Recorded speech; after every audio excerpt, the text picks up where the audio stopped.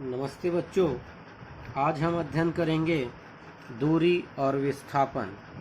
तो आइए प्रारंभ करते हैं। दूरी किसे कहते हैं? तो दिए गए समय अंतराल में किसी वस्तु के द्वारा तय किए गए पथ की लंबाई को दूरी कहते हैं। दिए गए समय अंतराल में दिए गए समयांतराल में किसी वस्तु द्वारा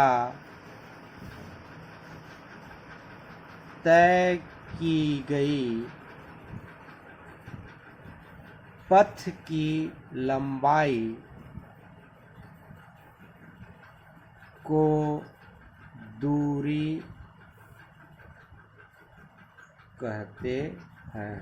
अर्थात कोई वस्तु है, वह दिए गए समय में जितना लंबा रास्ता तय करता है या किसी पथ में जितनी लंबाई तय करती है, उसे उस वस्तु की दूरी कहते हैं। दिए गए समय अंतराल में किसी वस्तु द्वारा तय की गई पथ की लंबाई या रास्ते की लंबाई को दूरी कहते हैं। उदाहरण के लिए यदि कोई वस्तु A से B तक जाता है और B से फिर C तक जाता है, कोई वस्तु जो है A से B तक जाता है, फिर B से C तक जाता है, इसलिए इस वस्तु द्वारा तय की गई कुल दूरी होगी AB प्लस BC। अर्थात जितना लंबा रास्ता है, रास्ते की जितनी लंबाई है, उसके बराबर वह दूरी तय करेगा। इसी को कहते हैं दूरी। दिए गए समय अंतराल में किसी वस्तु द्वारा तय की गई रास्ते की लंबाई या पथ की लंबाई को हम दूरी कहते हैं। दूरी का मात्रक, आइए देखते हैं। दूरी का मात्रक होता है CGS पद्धति में। दूरी का मात्रक होता है सेंटीमीटर। CGS पद्धति में दूरी को हम किससे मापते हैं? सेंटीमीटर से मापते हैं। और SI पद्धति में दूरी को हम मीटर से नापते हैं। CGS पद्धति में किससे मापते हैं? सेंटीमीटर से मापते हैं। और SI पद्धति में दूरी को हम मीटर से मापते हैं। विमीय सूत्र,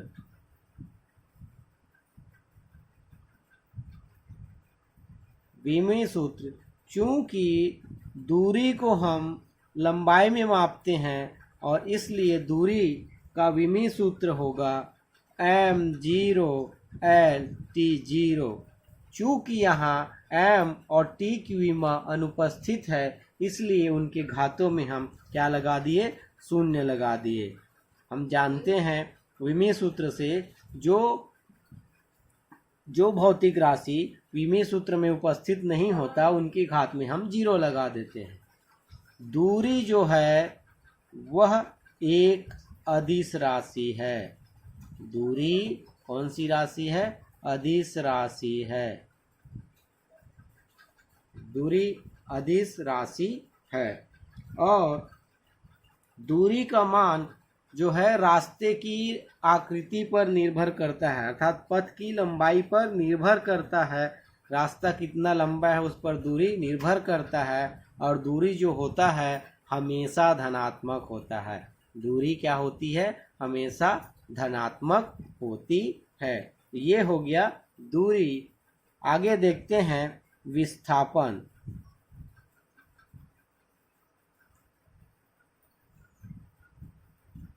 तो विस्थापन किसे कहते हैं? एक किसी विशेष दिशा में गतिमान वस्तु की स्थिति परिवर्तन को उसका विस्थापन कहते हैं। किसी विशेष दिशा में, किसी विशेष दिशा में गतिमान वस्तु के स्थिति परिवर्तन को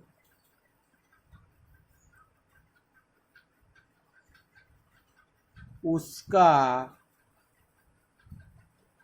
विस्थापन कहते हैं। किसी विशेष दिशा में अर्थात किसी निश्चित दिशा में कोई गतिमान वस्तु अपनी स्थिति को कितना परिवर्तित कर रहा है वही उसका विस्थापन कहलाता है। या फिर किसी विशेष दिशा में वस्तु द्वारा तय की गई दूरी को उसका विस्थापन कहते हैं। मान लो माना t1 समय पर वस्तु x1 पर व t2 समय पर वस्तु x2 पर है, इसलिए विस्थापन हो जाएगा x2 माइनस x1। अर्थात किसी वस्तु का विस्थापन दो भिन्न भिन्न समयों में उनके स्थिति निर्देशांकों के अंतर के बराबर होता है। किसी वस्तु का विस्थापन दो भिन्न भिन्न समयों में उनके स्थिति निर्देशांकों के अंतर के बराबर होता है। आइए देखते हैं विस्थापन का मात्रक। चूँकि विस्थापन को भी दूरी में ही मापा जाता है, लंबाई में, इसलिए विस्थापन का भी वही मात्रक होता है जो दूरी का होता है।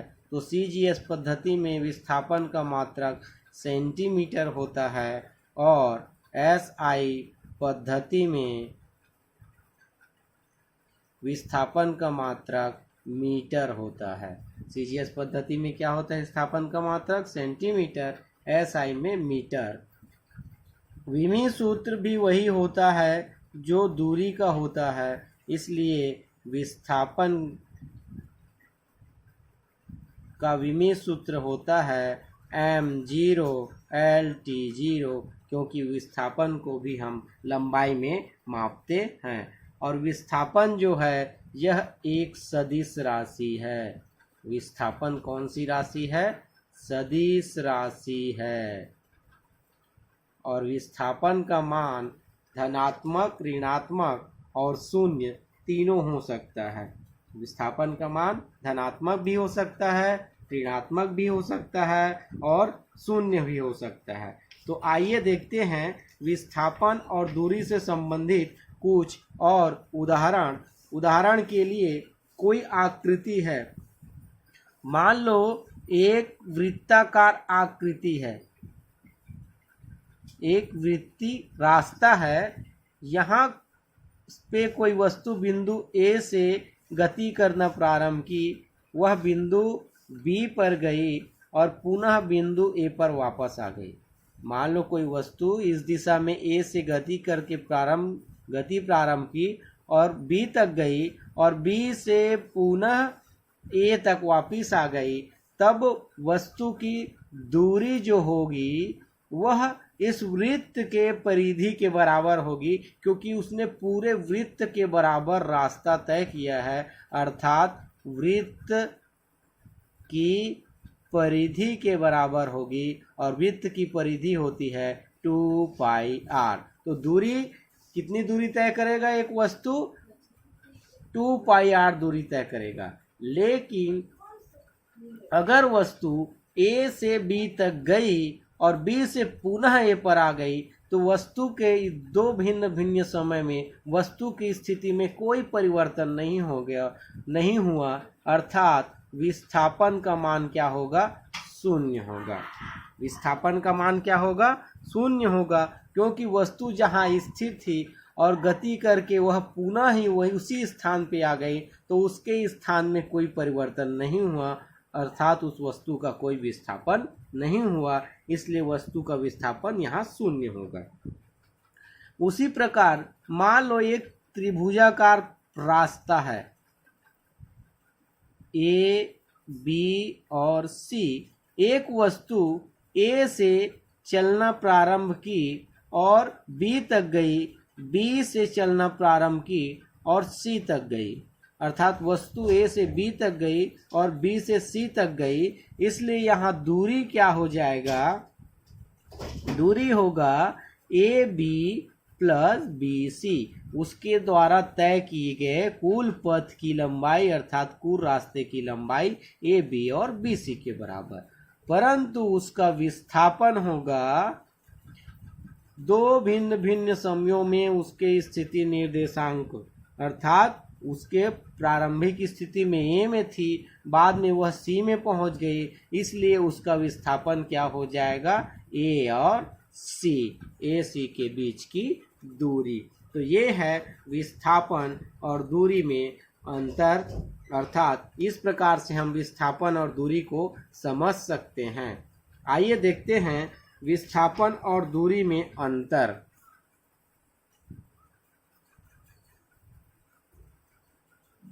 विस्थापन और दूरी दोनों में क्या अंतर है, आइए देखते हैं। तो पहला अंतर तो परिभाषा हो गई कि दिए गए समयांतराल में वस्तु के स्थिति निर्देशांकों के अंतर के बराबर होता है। दिए गए समयांतराल में वस्तु के स्थिति निर्देशांकों के अंतर के तुल्य होता है। और दूरी क्या होता है, दिए गए समयांतराल में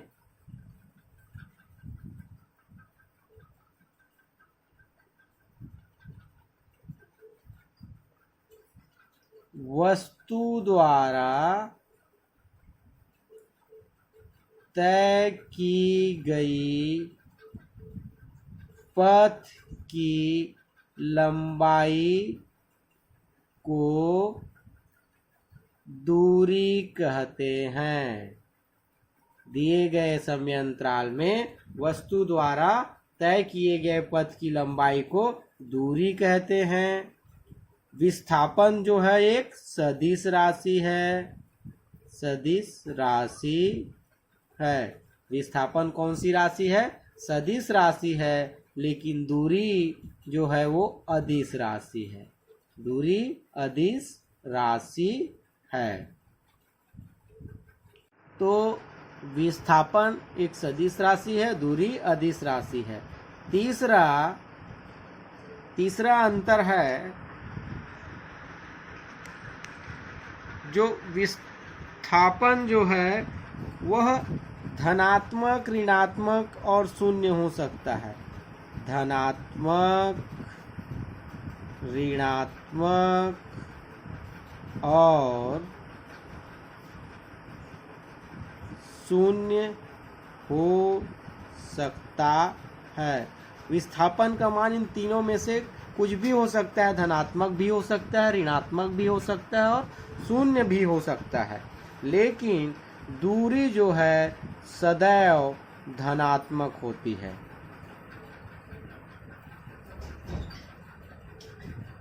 दूरी जो है सदैव धनात्मक होती है।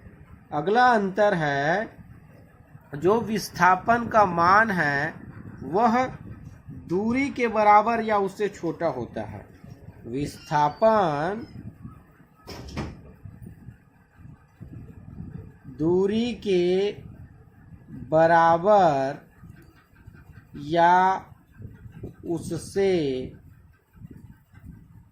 छोटा होता है। विस्थापन का मान या तो दूरी के बराबर होगा या उससे छोटा होगा, और दूरी का मान